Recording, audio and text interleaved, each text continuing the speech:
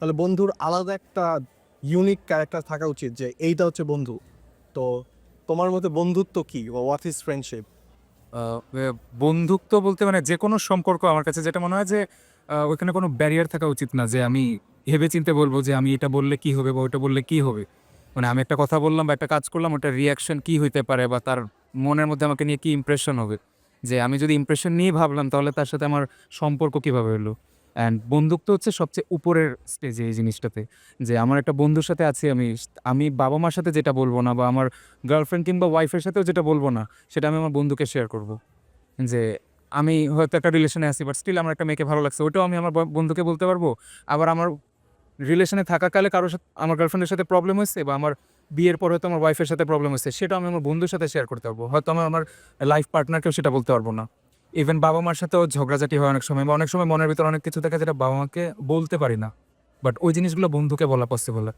But আ এখনকার যুগে না আসলে ওই জিনিসটা মানে ১০০ টা বন্ধুর মধ্যে হয়তো ৯৯ জনই এটার বিপরীত। কারণ আমি যখন ফার্স্ট সেমেস্টারে ছিলাম, আ আমি ছোট থেকে যেমন আর্টিস্ট। তো অ্যাজ অ্যান আর্টিস্ট, আর্টিস্টদের লাইফস্টাইল একটু ডিফারেন্ট হয়। মানে অর্থোডক্স মানুষজন যারা বা একটা কমন লাইফস্টাইল যেটা আমরা বাঁধা ধরা যেটা ভাবি যে পড়াশোনা, চাকরি-বাকরি আর্টিস্টদের চিন্তাভাবনা বা ওদের লাইফস্টাইল একটু ডিফারেন্ট। মানে আমি ভবঘুরের মতো চলাফেরা করি। আমি মেক্সিমাম টাইম দেখছি এই জিনিসটার আমার ফ্রেন্ডদের উপর একটা বাজে ইফেক্ট পড়ে। মানে বাজে ইফেক্ট বলতে কি এমন না যে তারা আমাকে অপছন্দ করে বা এমন না। বাট তারা মাঝে, মাঝে আনকমফোর্টেবল হয়ে যায় বা মাঝে, মাঝে অতটা ক্লোজ হয় না আমার সাথে যতটা আর ১০ টা ফ্রেন্ডের সাথে হবে। And at the same time friend এমন একজন মানুষ যাকে বললে মানে বলার আগে হেল্প পাওয়া যাবে এরকম একটা জিনিস। যে হয়তো আমি বলতে দ্বিধাবোধ করতে পারি যে আমি বলব কিনা, বলব কিনা। বাট সে দেখে বুঝতে পারবে যে আমার আসলে হেল্প দরকার বা আমার ভিতরে কিছু একটা চলতেছে। মানে এটা অনেক সময় বলতে পারেন না বললে বুঝবো কিভাবে? বাট আসলেই যাদের সাথে heart to heart connection create হয়ে যায় ওদেরকে না বলা লাগে না।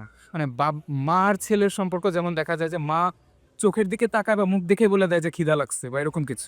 বন্ধুত্বের সম্পর্কটা আমার কাছে ওর চেয়েও বেশি মনে হয়। কারণ ওর সাথে আমি সারাদিন আছি। ভার্সিটিতে আমার যে ফ্রেন্ড ওদের সাথে আমি ১২ ঘন্টা ১৪ ঘন্টা থাকতেছি সারাদিন। মার সাথে হয়তো আমি ১ ঘন্টা থাকতেছি। কারণ বাকি সময় তো ঘুমাচ্ছি আমি বাসায়। সো ওর চেয়েও বড় একটা রিলেশন হচ্ছে বন্ধুত্ব। বাট আজকালকার যুগে না ওই জিনিসটা হয় না। কারণ আমি যখন প্রফেশনালি আর্টের ক্যারিয়ারটা শুরু করছিলাম, আমি প্রত্যেকটা ফ্রেন্ডকে বলছিলাম যে, "এই একটু ফলো কর।" Instagram এ পেজ খুলছিলাম আমি। সো এটা হচ্ছে হেল্পের একেবারে লোয়েস্ট স্টেজ। মানে একটা ফলো দিতে জাস্ট একটা মানে বাটন ক্লিক করা লাগে।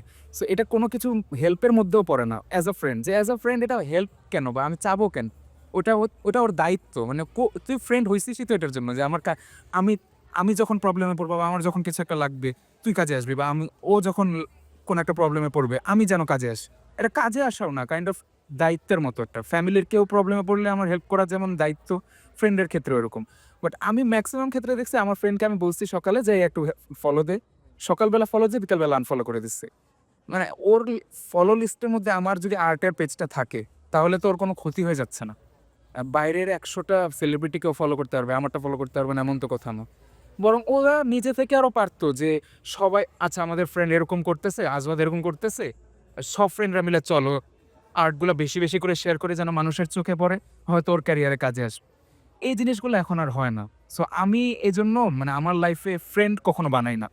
যারা আসবে আমি নিজের মতো আমার সারাদিন কাটে হচ্ছে ছবি এঁকে। আসা যাওয়ার মধ্যে যে কয়জন জাস্ট দেখে যে ছবি আঁকতেছে, আসে হয়তো বলে, "ওয়াও! খুব সুন্দর হইছে।" ওইখান থেকে হয়তো কথাবার্তা শুরু হয়। ওরা নিজে থেকে যতটুকু ফ্রেন্ডশিপ ক্রিয়েট করে ওইটুকুই। আমি ওইটুকুতেই রাখি। যাদের সাথে হয়তো আমার কমফোর্টেবল লাগে বা আমি ফিল করি যে হ্যাঁ, এই মানুষটা মানে আউটার অ্যাপিয়ারেন্স না দেখে সে আসলেই ফ্রেন্ডশিপ ক্রিয়েট করতেছে। ওদের সাথে আমি হয়তো ক্লোজ হই। বাট আমার লাইফের ক্লোজেস্ট ফ্রেন্ড হচ্ছে আমার আ ব্রাশ, পেন, হুম, পেপার এগুলা। ইভেন আমি সবসময় বলি আমার ফার্স্ট লাভই হচ্ছে আর্ট। সো যেইখানে আমি শান্তি পাবো ওইটাই ফ্রেন্ডশিপ। মানে ফ্রেন্ড যে অলওয়েজ মানুষ হইতে হবে এরকম না। ইভেন ফার্স্ট সেমেস্টারে থাকতে আমি বাবা-মার সাথে থাকতাম না।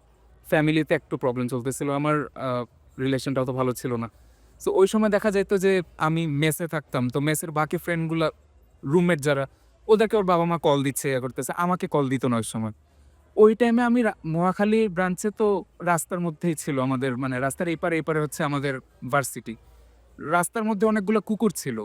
আমি কুকুরগুলার সাথে মানে লিটারালি গলা জড়ায় ধরে আমি বসে, বসে কথা বলতাম ওদের সাথে। সো মানুষের চেয়েও বড় ফ্রেন্ড ওরা ছিল আমার ওই টাইমে। আমি কান্না করলে আসে মানে মানে চেটে দিত আরও পানি, চোখের পানি। সো অনেকের কাছে এটা ইরিটেটিং লাগতে পারে বা নোংরা লাগতে পারে। আমার কাছে মনে হয়েছে পৃথিবীর বেস্ট ফ্রেন্ড ওরাই ছিল। অ্যান্ড আমি যেহেতু রিলেশনে আছি, আমার মানে জাস্ট রিলেশনের জন্য বলছি না, বাট আমার গার্লফ্রেন্ড আমার বেস্ট ফ্রেন্ড এখন। বিকজ ও আমাকে কখনো জাজ করেনি। অ্যান্ড আমার আর্টিস্টিক ক্যারিয়ার আজকে আমি যতটুকুই পরিচয় পাইছি, ওর হাত সবচেয়ে বেশি ওখানে। সো আমার কাছে ফ্রেন্ডশিপ বলতে এই কয়জনই, কুকুর বিড়াল, হাতে গোনা 1-2 জন মানুষ হয়তো, যার মধ্যে আমার গার্লফ্রেন্ড আর আমার আর্ট, ব্যাস। মানে তোমার ফ্রেন্ডশিপের ডেফিনেশন হচ্ছে যার সাথে তুমি একবারে মানে কোনো মাস্ক ছাড়া একবারে তোমার পিওর বিং নিয়ে তোমার রিপ্রেজেন্ট করতে পারো। ভাবতে হবে না যে আমি কি বলবো, কিভাবে রিয়াক্ট করি। ইজি ভাইয়া। যেমন আপনি এখন ইন্টারভিউ নিচ্ছেন, বা ইন্টারভিউ বলতে বলতে গেলে একটা অপিনিয়ন টাইপের। সো এখানে আমি কিন্তু প্রথমবার বলতে গেলে একটু হইলেও ভাববো যে আচ্ছা এটা বলতে গেলে কি খারাপ একটা ইন্টেনশন পড়বে কিনা। মানে যতই আমাকে বলা হোক যে ব্যারিয়ার ছাড়া, বাট স্টিল মাথার মধ্যে একটা জিনিস হলো মানুষের থাকবে যে আমার যেন খারাপ ইমপ্রেশন না পড়ে। ফ্রেন্ডশিপ হচ্ছে ওইটারই অপোজিটটা, জাস্ট যে আমার কোনো কিছু ভাবতে হবে না। অ্যান্ড আমি খুবই মুখ পাতলা মানুষ। আমার কথা বলার ধরন খুবই উদ্ভট, মানে ফর্মাল বা প্রফেশনাল লাইফ আমার দ্বারা হয় না। আমার দ্বারা চাকরিও সম্ভব না যে বস থাকবে সামনে, বসের সাথে সুন্দরভাবে কথা বলবো। কারণ খারাপ লাগলে বা ভুল লাগলে আমি মুখের উপর ধুমধাম করে উল্টাপাল্টা বলা শুরু করি। সো ওই জন্য আমার ক্ষেত্রে ফ্রেন্ডশিপ এটাই মনে হয় যে বাইরের মানুষের সামনে আমি যেভাবে আনকমফোর্টেবলি চলতেছি, ফ্রেন্ডের সামনেও যদি ওইভাবেই চলতে হয়, তাহলে আমার ফ্রেন্ডের কী দরকার? That's it. তোমার লাইফটা হচ্ছে অর্থোডক্স লাইফস্টাইল থেকে একটু ডিফারেন্ট। এই কারণে তোমার, আমি বলবো যে আমি অনেক এরকম অ্যান্সার শুনেছি ফ্রেন্ডশিপ কি, কিন্তু আমি বলবো যে তোমার অ্যান্সারটা অনেক ইউনিক এবং ট্রুথের কাছাকাছি গেছে, যেটা অ্যারিস্টটল বলেছে যে ট্রু ফ্রেন্ডশিপ কি, যেখানে একজন আরেকজনের মানে অ্যাপিয়ারেন্স বা মোমেন্টারি ইভেন্ট যে ও তুমি আমাকে রিপ্লাই দাওনি, তুমি ভালো ফ্রেন্ড না, বা তাদের তাদের রিলেশনশিপ এরকম যে যদি কয়েক মাস কথাও না বলে তাও ফিরে আসার পর সেম ডিস্টেন্সই থাকবে, ডিস্টেন্স কখনো কমবে না। তো এইটা হচ্ছে ট্রু ফ্রেন্ডশিপ। তো তোমার অ্যান্সার এর কাছাকাছি গিয়েছে।